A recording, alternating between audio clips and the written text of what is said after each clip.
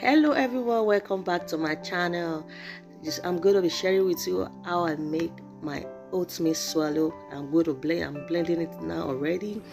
You see, after blending, this is how it's going to look like. It's like a powder. Now this is the oatmeal I bought. This is how the seed was. You can go ahead and buy any oatmeal of your choice. My water is already boiled. I'm going to lower my gas now, and I'm going to be adding the oatmeal powder. So I'm not adding everything, because if it's too light I can add to it, but if it's also too thick you can just add your water to it.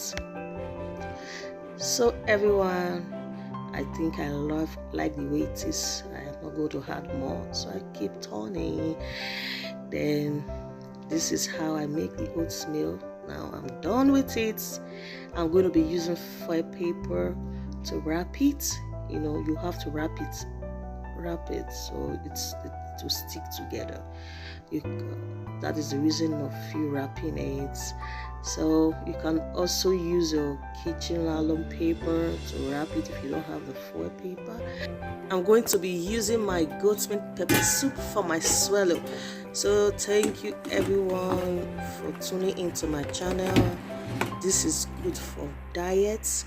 See you on my next video. Bye.